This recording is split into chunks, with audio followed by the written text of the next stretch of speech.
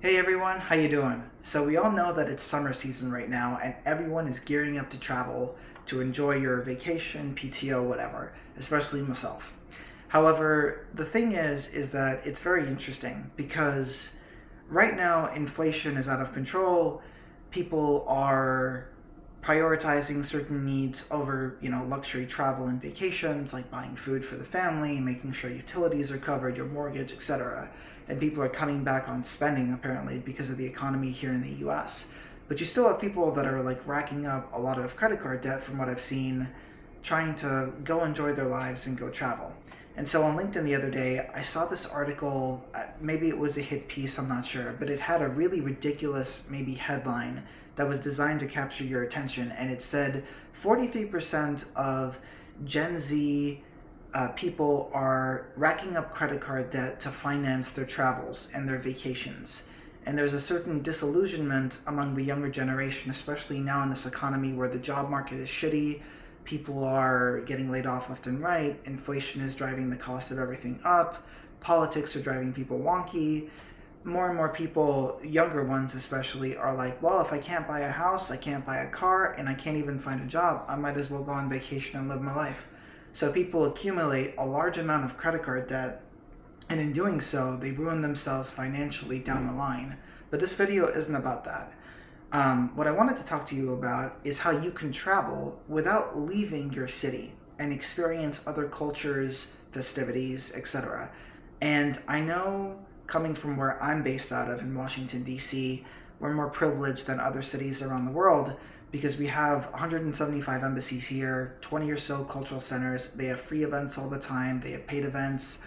I run a creative brand called Embassy Life in DC, which is a separate part of this YouTube channel where you can notice a lot of event type videos that I film, where I go to them, film them, upload them to YouTube. But I wanted to talk about how you can travel in your home city or wherever you're based out of right now for a job, it doesn't matter, without actually like leaving it and like being able to travel the world. And it's kind of like a hypothetical because at the same time it's designed to capture your attention. So what I mean by traveling without leaving your city is essentially this: finding international and cultural events slash festivals to go to in your city that exposes you to people from a certain diaspora that are in your city. Or for example, you go to events where you're exposed to different aspects of foreign cultures. It's incredibly fascinating.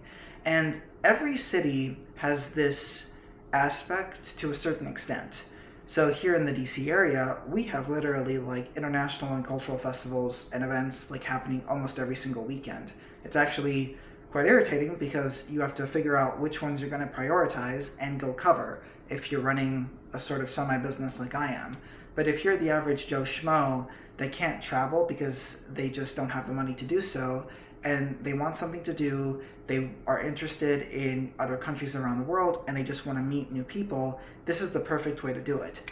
So in my brand, what I do is I find events around the Washington, D.C. area, I put them together, and then I send them out in a newsletter, and then occasionally I'll go to these events, cover them with the camera that I'm using to film this YouTube video or my phone, and then I'll make a bunch of social media content from it.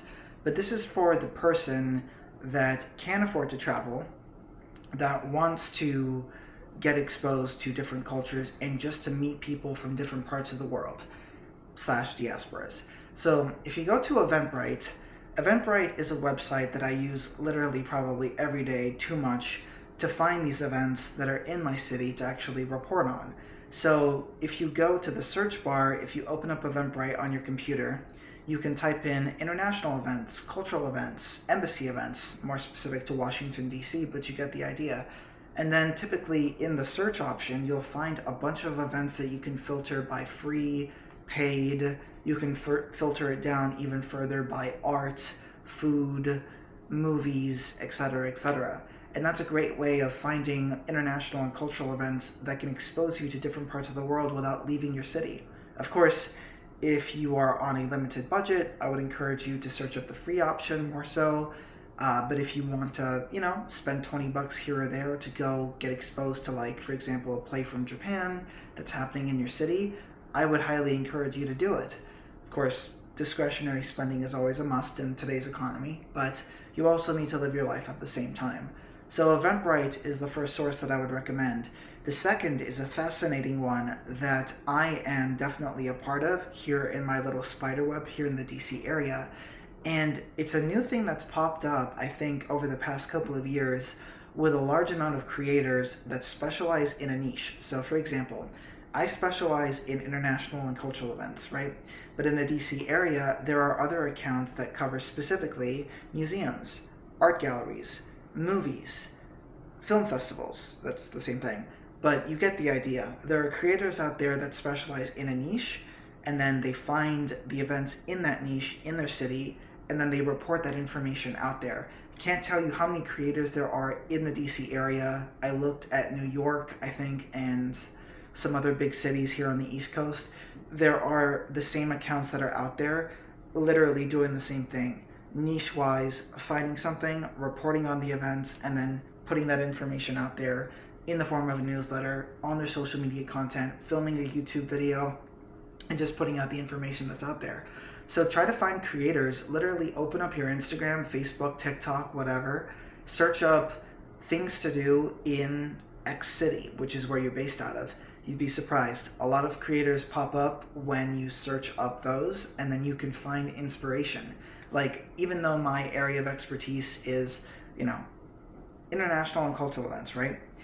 I still go to other events that are not in that niche because I want to meet other people, I want to get exposed to different ideas, perceptions, etc., etc. So Eventbrite, other creators that are in your town or your city or whatever. And then the third option is good old-fashioned magazines and newspapers. So for example, the Washington Post is a great source of information for many things, not just politics and the economy, etc. There are events web pages out there that are affiliated with news media outlets like the Washington Post. The Washingtonian is another example of that, and these are literally all the events that you can find: concerts, food festivals, etc. So I would encourage you to research what resources are available in your city in order to find these international and cultural events that will let you travel the world without even leaving your city, which is an amazing thing when you think about it. So three sources of information right there.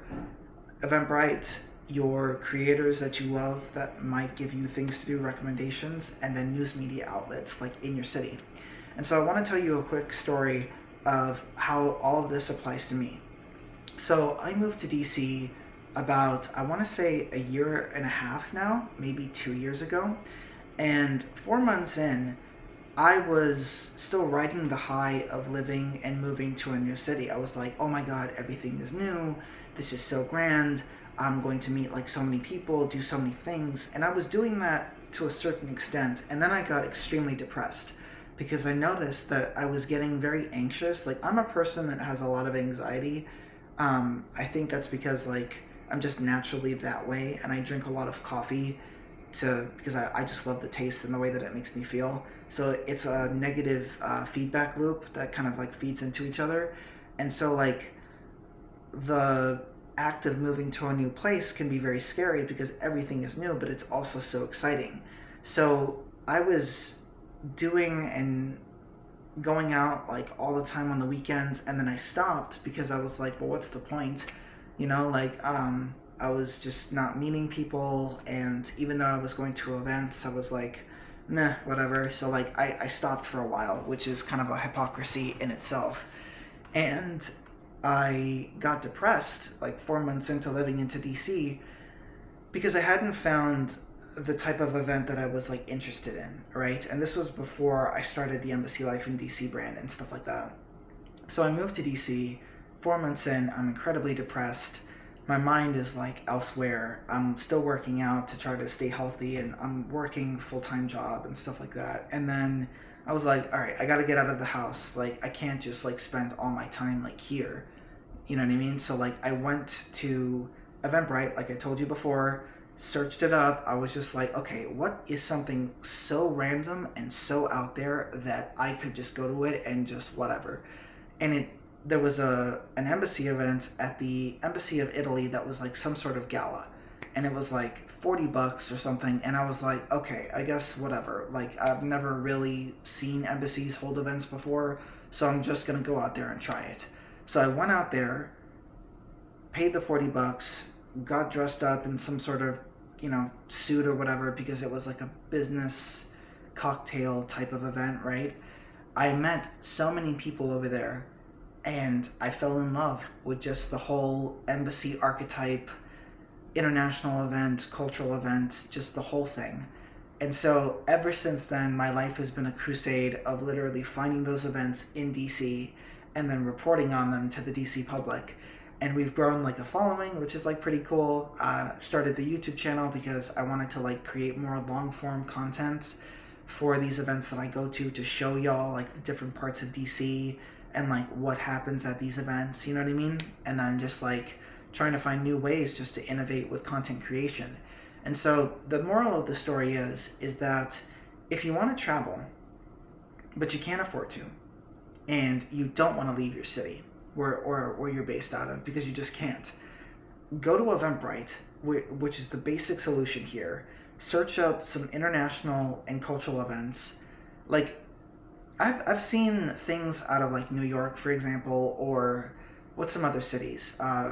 Well, the West Coast as well. Like, I lived in California for like 7 years. So like in LA, I would constantly see like cultural festivals that were from Estonia or from Argentina, you know what I mean? Just like randomly, just like, okay, Argentinian food festival in LA, Estonian film festival in New York. And it's like, seriously? Like, those things like actually exist?